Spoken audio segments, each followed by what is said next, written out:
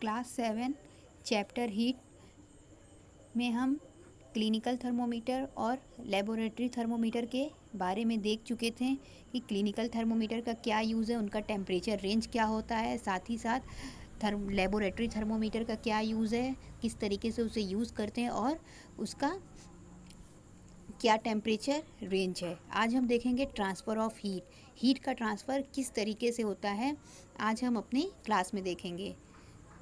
You might have observed that a frying pan become hot when kept on flame। हम सभी भी frying pan को देखे होंगे कि वो क्या होता है, जब हम उसको गैस पर रखते हैं या किसी फ्लेम पे रखते हैं, फायर पे रखते हैं, तो क्या हो जाता है, वो गर्म हो जाता है। It is because the heat passes from the flame to the utensils. ऐसा इसलिए होता है क्योंकि जो हीट होता है वह उस एटेंसिल में पास होने लगता है, उस बर्तन में जाने लगता है, बर्तन इस वजह से क्या होता है, गर्म हो जाता है। When the pan is remove from fire it slowly cools down. और जैसे ही पैन को हम अपने गैस पर से उतार देते हैं या आग से हटा देते हैं तो वो क्या होता है, धीरे धीरे करके ठंडा हो जाता है। Why does it cool? तो क्या हमने कभी ये सोचा है कि ऐसा क्या कारण है जिसकी वजह से वह कूल हो जाता है, ठंडा हो जाता है?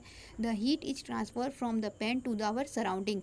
जो हीट होता है, जो उस पैन में हीट होता है, यानी जो वो पैन की गर्मी होती है, वह धीरे धीरे हमारे सराउंडिंग में मिल जाती है और हमारा सराउंडिंग ठंडा होने के कारण वह पेन ठंडा हो जाता है। So you can understand that in both case. तो हमें इन दोनों केसेस में यह पता चलता है, यानी जब हम फ्राइंग पैन को किसी फ्रेम पे रखे हों या किसी बर्नर पे रखे हों तो, और या फिर उस बर्तन पे रखे हों या उसको गर्म करो या गर्म करने के बाद हम उस फ्राइंग पैन को वहाँ से हटा दें, दोनों केस में यदि हम उसे गैस पर रखें या वहाँ से हटा दें, दोनों केस में हमको यह देखने को मिलता है कि heat flows from hotter object to a colder object. हमें यह देखने को मिलता है कि हीट जो है वह हॉटर से कोल्डर की तरफ जाती है, यानी गर्म से ठंडी की ओर जाती है। इन फैक्ट, बल्कि इन ऑल केसेस, बल्कि हर केसेस में, हर समय क्या होता है, heat flows from hotter object to colder object, बल्कि हीट हर समय हॉटर ऑब्जेक्ट से कोल्डर ऑब्जेक्ट की ओर जाती है।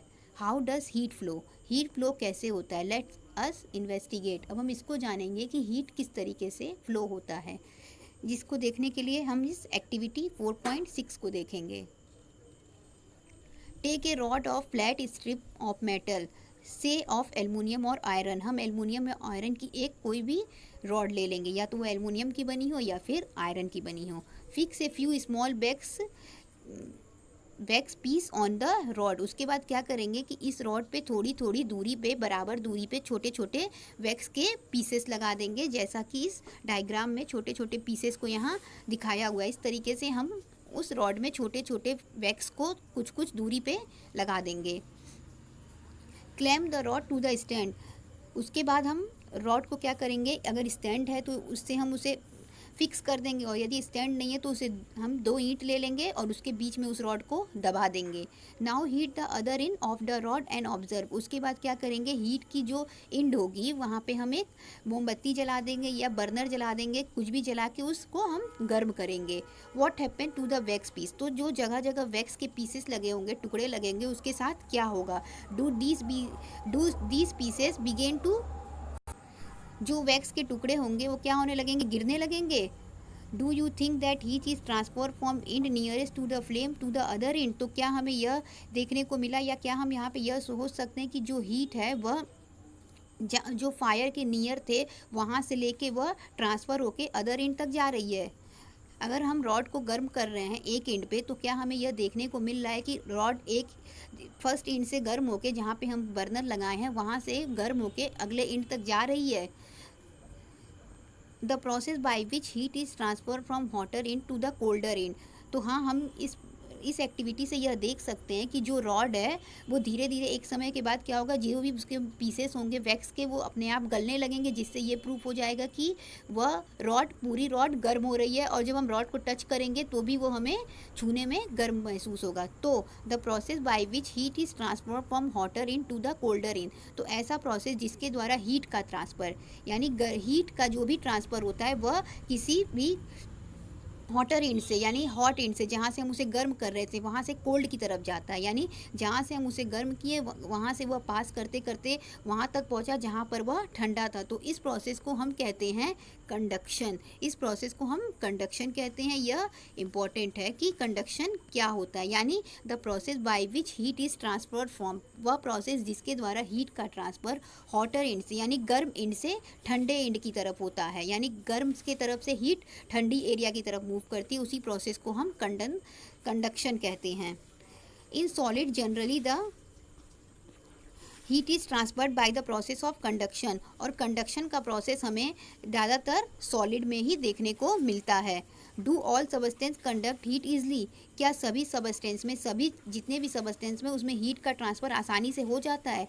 You must have observe that metallic pan of cooking has plastic और वुडन हैंडल, हमने ये ज़रूर देखा होगा कि जो हमारा पैन होता है, कुकिंग पैन, खाना बनाने वाला पैन होता है, उसकी हैंडल या तो प्लास्टिक की बनाई जाती है या फिर लकड़ी की बनी हुई होती है। Can you lift a hot pan by holding it from the handle without getting hurt, तो क्या पूछा है कि can you lift a hot pan with by holding it, तो क्या हम कभी गर्म पैन को उठा सकते हैं उसके हैंडल को, अगर उसकी हैंडल प्लास्टिक या लोहे की ना लगा हो तो क्या वो उठाना संभव है? अगर प्लास्टिक या लोहे की नहीं लगेगा तो वो हटाना संभव नहीं है, क्योंकि जैसे ही हम उसको टच करेंगे वो क्या हो जाएगा, हमें हर्ट कर सकता है, हम जल सकते हैं। तो इसलिए यह बहुत ज़रूरी है कि जो भी हमारे पैन रहें,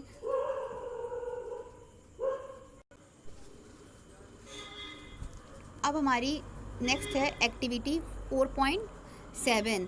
एक्टिविटी 4.7 में देखते हैं कि क्या दिया है। Heat water is small pan और बीकर, किसी भी बीकर या पैन में हम क्या करेंगे, पानी को गर्म करेंगे। Collect some article such as steel, spoon, plastic scale, pencil and divider, कुछ और साथ ही साथ कुछ सामान को इकट्ठा करेंगे, जैसे स्टील की स्पून, प्लास्टिक का स्केल, पेंसिल और डिवाइडर, इन सब चीज़ों को हम इकट्ठा करेंगे। इन सब चीज़ों हमें आसानी से मिल भी सकती हैं।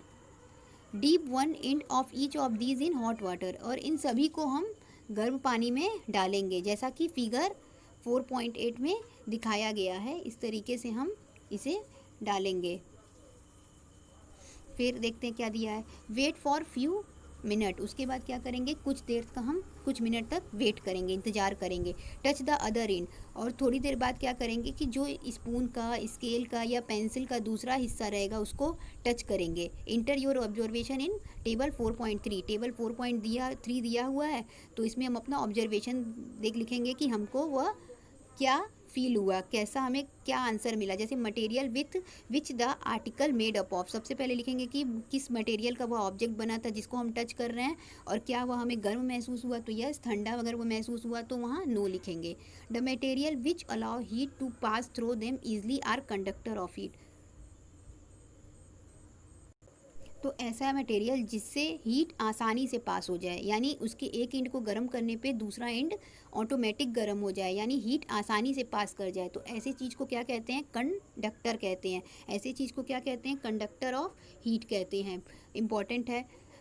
तो इसमें एग्जाम्पल में क्या आ जाएगा, अल्मीनियम, कॉपर, आयरन, ये सभी क्या हैं, कंडक्टर ऑफ हीट हैं। The material which do not allow heat to pass through them easily are poor conductor of heat, और ऐसे मटेरियल जिसके द्वारा हीट आसानी से पास ना हो सके उन्हें पुअर कंडक्टर ऑफ हीट कहेंगे, जैसे कि प्लास्टिक और वुड। प्लास्टिक और वुड के अगर एक एंड को हम गर्म करते हैं तो उसका दूसरा एंड गर्म नहीं होता है, बल्कि वो क्या होता है, प्लास्टिक और लकड़ी जल के समाप्त हो जाते हैं। बल्कि ऐसा नहीं होता है कि अगर उसके एक एंड को गर्म करें तो दूसरा एंड भी गर्म हो जाए, इस कारण हम इसे पुअर कंडक्टर ऑफ हीट कहते हैं। और पुअर कंडक्टर ऑफ हीट को हम इंसुलेटर के नाम से भी जानते हैं। तो इसमें इस टॉपिक में हम देखें कंडक्टर और इंसुलेटर। तो कंडक्टर क्या होते हैं, जिसमें हीट आसानी से पास हो सके, जैसे अल्मीनियम, आयरन और कॉपर, और जिसमें हीट आसानी से पास ना हो सके उसे हम इंसुलेटर कहते हैं, जैसे प्लास्टिक और वुड। प्लास्टिक और वुड को हम गर्म करेंगे तो उसमें हीट पास नहीं होगा, बल्कि वह जल के ख़त्म हो जाएगा। और यदि अल्मीनियम, आयरन और कॉपर को गर्म करेंगे तो उसमें हीट वन एंड से हॉटर एंड से कोल्डर एंड की ओर पास होने लगेगा। और साथ ही साथ इसमें हम कंडक्शन के बारे में जाने हैं कि हीट का हॉटर एंड से कोल्डर एंड की ओर जाना ही कंडक्शन कहलाता है। Thank you.